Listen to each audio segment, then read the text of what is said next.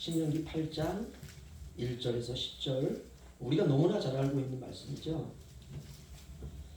저 한절씩 교도하겠습니다. 내가 오늘 명하는 모든 명령을 너희는 지켜 행하라. 그리하면 너희가 살고 번성하고 여호와께서 너희의 조상들에게 맹세하신 땅에 들어가서 그것을 차지하리라. 내 하나님 여호와께서 사시는 동안에 너희에게 이르게 하신 것을 기억하라. 이는 너를 낮추시며 너를 시험하사 내 마음이 어떠한지 그 명령을 지키지 않는지 알려 하시니라. 너를 낮추시며 너를 줄이게 하시며 또 너도 알지 못하며 내 조상들도 알지 못하던 만나를 내게 먹이신 것은 사람이 떡으로만 사는 것이 아니요 여호와의 입에서 나오는 모든 말씀으로 사는 줄을 내가 알게 하려 하시니라. 이 40년 동안에 내 의복에 헤어지지 아니하였고 내 말을 듣지 아니하였느니라. 너는 사람이 그 아들을 징계함 같이 내 하나님 여호와께서 너를 징계하시는 줄 마음에 생각하고 내 하나님 여호와의 명령을 지켜 그의 길을 따라가며 그를 경외하시니라. 내 하나님 여호와께서 너를 아름다운 땅에 이르게 하시나니 그곳은 골짜기든지 산지든지 시내와 분천과 샘이 흐르고 밀과 우에서 산지로 포도와 무화과 성류와 감람나무와 포도에서 산지라. 내가 먹을 것에 모자람이 없고 내게 아무 부족함이 없는 땅이며 그 땅의 돌은 철이요 산에서는 동을 캘 것이라. 내가 먹어서 배부르고 내 하나님 여호와께서 포도를 내게 주셔서 말미암아 그를 찬송하리라. 아멘. 아멘. 오늘 그 오후 시간 그 기쁨 시리즈 기쁨에 관한 말씀을 이제 전하려고 합니다. 오늘 두 번째는요 광야를 걷는 신자의 기쁨이라는 말씀으로 함께 은혜를 나누기를 원합니다. 오늘 말씀은 그냥 우리가 읽는 대로 제가 이제 설교도 할 필요도 없이 오늘 말씀 다 이해되시죠? 그러면 돌아가도 은혜가 됩니다. 광야를 걷게 하신 하나님 뜻이 뭐냐? 너를 낮추시고 너를 시험하사 내 마음이 세상에 있는지 주님께 있는지 그 명령을 지키는지 지키지 않는지 그거 테스트하기 위해서 하나님께서 우리에게 인생의 광야를 허락하신다는 거예요. 그래서 우리가 내게 온 이 고난 내 마음을 시험하시는 거구나. 나를 낮추시기 원하시는 거구나. 그러면 무슨 설교가 필요 있습니까? 그렇죠? 그래도 제가 또 목사로 또 세움을 받았으니까 말씀을 전해야 되지 않겠습니까? 그렇죠? 그렇지 않으면 이건 날로 거저 먹으려고 그러네 이렇게 되기 때문에 여러분 이 시간 짧은 시간 말씀을 드리기를 원합니다. 이해가 안 되는 구절이 없습니다. 이 본문은 무슨 해석이 필요하고 들려지는 말씀대로 그냥 살면 됩니다. 저와 여러분이 오늘 말씀을 기억하며 어떤 어려움 속에서도 이 말씀을 꼭 묵상하며 이 말씀을 따라 걸으시기를 주의 이름으로 부탁을 드립니다. 말씀을 붙드는 게 믿음이에요. 말씀을 제끼는 게 불신앙이에요. 간단합니다. 그거 하나 딱 보면 알 수 있어요. 말씀을 무시하고 살다가 말씀으로 돌이키는 것 이게 회개입니다. 내 계명을 사랑하는 자라야만이 나를 사랑하는 자니. 그러니까 하나님 말씀을 사랑하는 게 하나님을 사랑하는 거예요. 하나님 그렇게 보신다는 겁니다. 저와 여러분이 말씀 제끼지 마시고 말씀 무시하지 마시고 말씀 꼭 붙들고 한 주간도 주님과 함께 동행하시기를 부탁을 드립니다. 그거 하나하나 하나님 보고 계세요. 육지에 갈 때 배를 다 타고 나 이제 굿바이다. 이게 아니라 하나님 우리 현포 양육교회를 꼭 지켜주시고 나는 비록 한 일주일, 2주일 떠나가지만 그 비어있는 동안 하나님께서 우리 교회 지켜주시고 두고 온 가정 지켜주시고 그거 하나님 보시는 거예요. 보시는 거예요. 하나. 왜 보고 계십니까? 이거를 하나님이 자녀니까 그거는 내 자녀니까 이거를 사랑이다 이렇게 말합니다. 이거 알아들으면 이제 철 드는 거예요. 이게 말씀으로 이 세상에 사람으로 오신 분 그분이 바로 예수 그리스도죠. 그래서 그 주님을 붙드는 게 믿음입니다. 그 주님께로 돌이키는 게 회개예요. 그럼 이제 회개했으면 어떻게 살아야 되느냐? 고집사님이 이 찬양 되게 좋아하더라고요. 저도 참 좋아하는데 한번 따라서 해보시죠. 예수로만 살자. 예수로만 살자. 할렐루야. 그게 믿음이에요. 예수로만. 오직 예수로만. 이 사람을 신자라 그러고요. 그 말씀, 그 이야기가 성경입니다. 성경 다른 얘기 안 해요. 예수로 살아라. 예수로 살아라. 광야에 하나님께서 이스라엘 백성들에게 양식이 없으니까 하늘로부터 만나를 내리잖아요. 백성들이 보고 아침에 가보니까 이렇게 서리 같은 게 내렸어요. 그래가지고 그들이 묻습니다. What's this? 그게 만나라는 뜻이에요. 이게 무엇이냐 도대체. 우리는 그 만나가 예수라는 걸 알잖아요. 그렇죠? 얼마나 놀랍습니까? 세상의 것으로 하늘의 것을 이해하는 것. 이 사람이 신자예요. 밥을 먹을 때 우리의 영혼에도 영의 양식이 있다. 내가 맨날 육신의 양식인 쌀만 먹을 게 아니라 하나님 말씀을 먹어야지. 이게 바로 세상의 것으로 하나님의 것을 우리가 이해하는 하나님의 마음입니다. 그래서 우리가 회개했으면 예수로만 사는 것입니다. 오늘 말씀을 보면 하나님께서 이스라엘 백성들이 광야를 왜 걷는가 그 이유에 대해서 말씀하고 있습니다. 그래서 광야라고 하는 건 빨리 치환해야 되죠. 저는 수학을 잘 못하지만 수학의 혁명이 있습니다. 아이들이 이제 고등학교쯤 딱 가면요 이상한 단어 하나를 배우는데 치환이라고 하는 걸 배워요.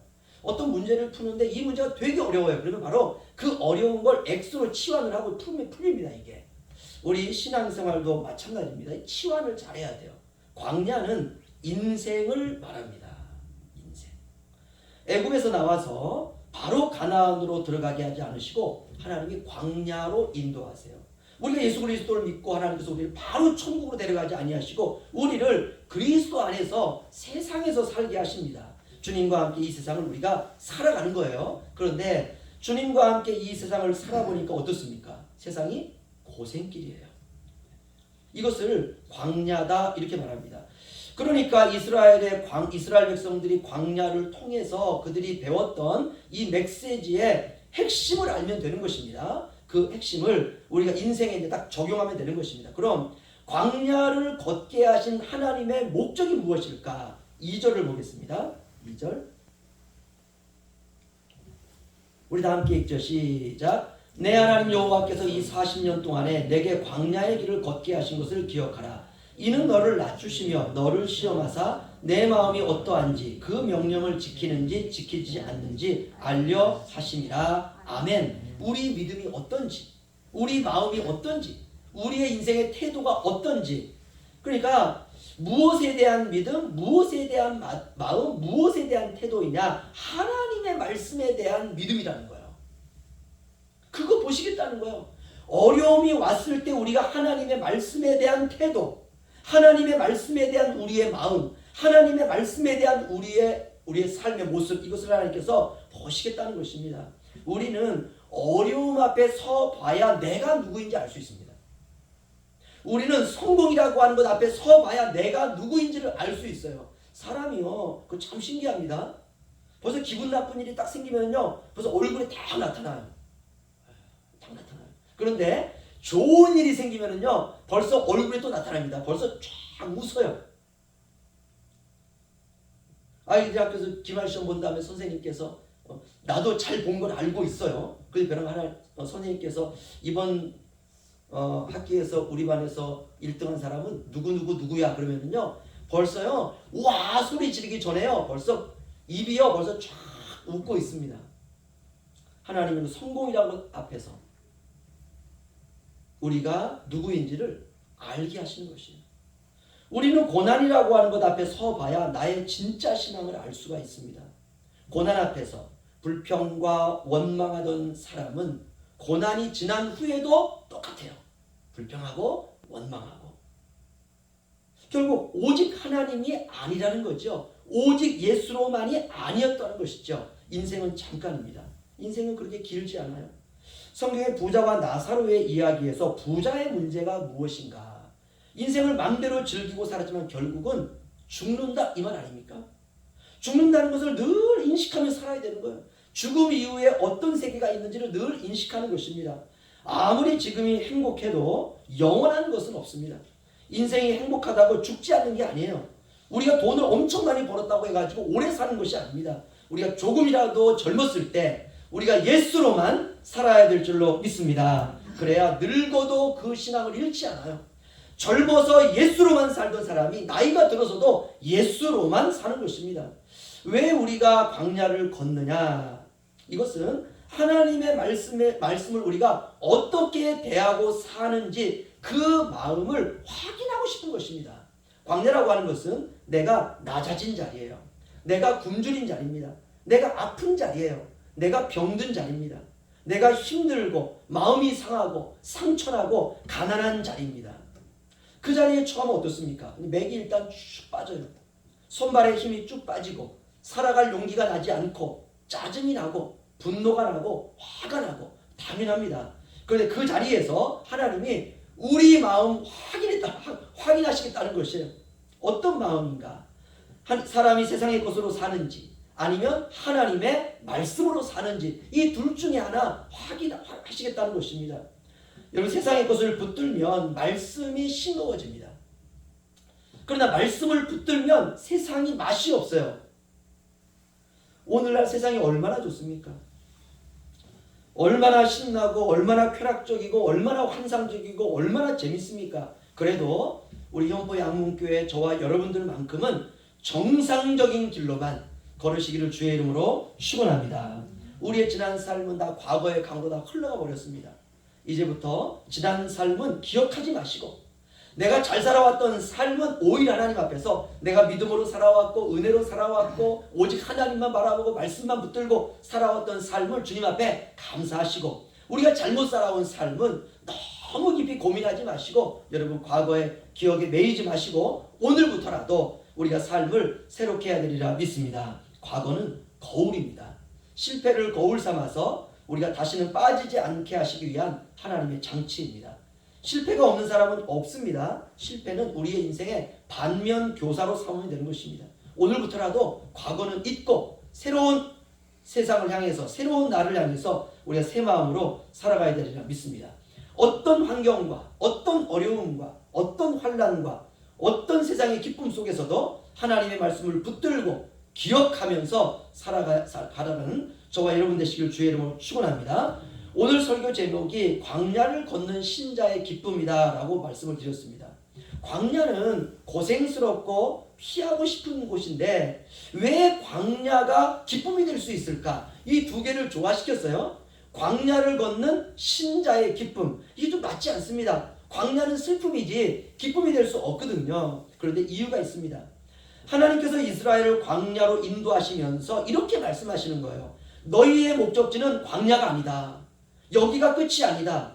너희가 갈 곳이 있단다. 너희가 도달해야 될 곳이 있단다. 여기는 너희의 거처가 아니다. 그러니까 광야를 보고 낙심하지 말아라. 너희의 인생은 여기가 끝이 아니다. 너희의 인생이 고생스럽고 불행하게 느껴지고 하지만 여기가 끝이 아니야. 힘내. 너희가 가야 될 땅이 있다. 이 말씀입니다. 7절에서 9절 보시면요. 하나님이 그걸 아주 구체적으로 말씀하시는데요. 7절에서 9절 저와 한 절씩 교독하겠습니다. 내 하나님 여호와께서 너를 아름다운 땅에 이르게 하시나니 그곳은 골짜기든지 산지든지 시내와 분천과 샘이 흐르고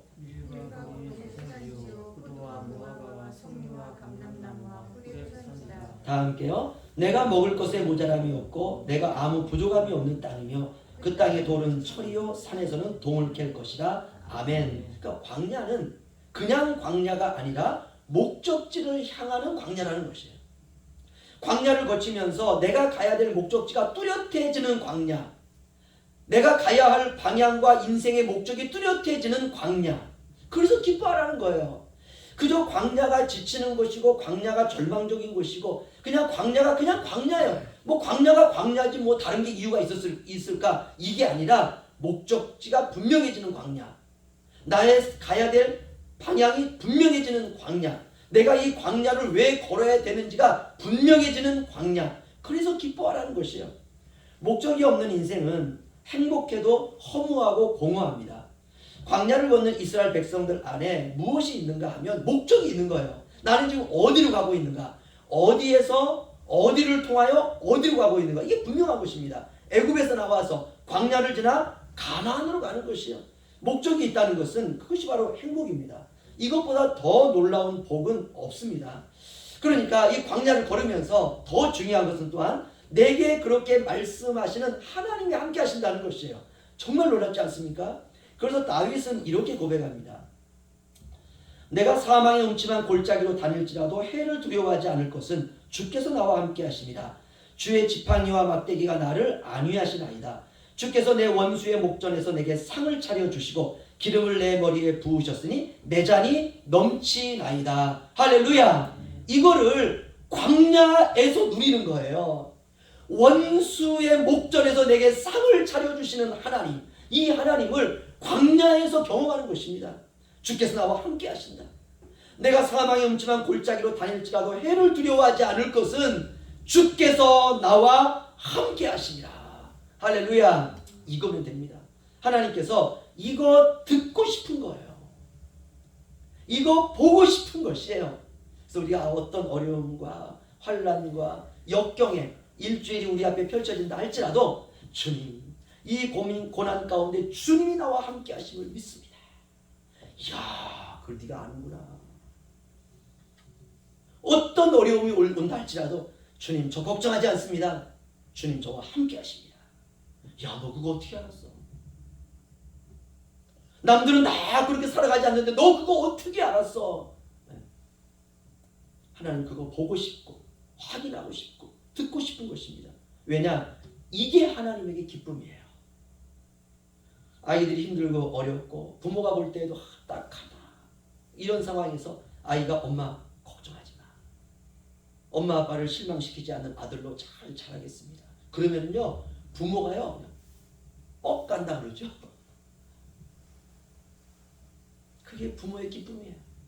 자녀들이 어려운 가운데서도 힘있게 살아가는 그 모습, 자녀들이 그 힘든 세상 한복판에서도 죄를 이기려고 하는 그 믿음으로 살아가려고 하는 그 자세, 비록 살아가다 죄에 넘어졌다 할지라도 엄마, 아빠 걱정하지 마세요. 성경에 보니까 의인은 7번 넘어졌다 할지라도 8번 일어난다고 했어요. 저 일어날 겁니다. 일어설 겁니다. 다시 할 겁니다. 그러면 부모가요 가슴이 뛰어요. 가슴이요. 하나님이 그거 보고 싶어 하는 거예요. 그래서 실패도 주십니다. 그래서 죄도 허락해 주세요. 광야는 목적이 들어있는 여정입니다. 광야는 하나님이 함께하는 시간이에요. 뭐가 더 필요합니까? 저와 여러분이 그저 하나님 바라보고 기도하고 살면 되는 것입니다. 그럴 때 원수의 목전에서 내게 상을 차려주시는 하나님을 정말 진하게 경험하는 것입니다. 이건 현실적인 경험이죠. 그런 의미에서 신앙은 경험이 있어야 됩니다. 우리가 신앙생활 할 때 주님 이렇게 기도할 때 그 기도에 대한 응답이 있어야 돼요. 이걸 우리가 경험, 체험, 간증이라고 합니다. 왜 경험이 필요한가? 그래야 성장하는 것입니다. 여러분 왜 우리의 신앙이 이렇게 맹맹하고 차갑고 힘이 없습니까? 그 이유는 경험이 없기 때문에 그렇습니다. 여러분 경험은 구원의 조건은 아니지만 살아가는 능력이 될 수 있습니다. 사람이 활기가 넘치는 것이에요.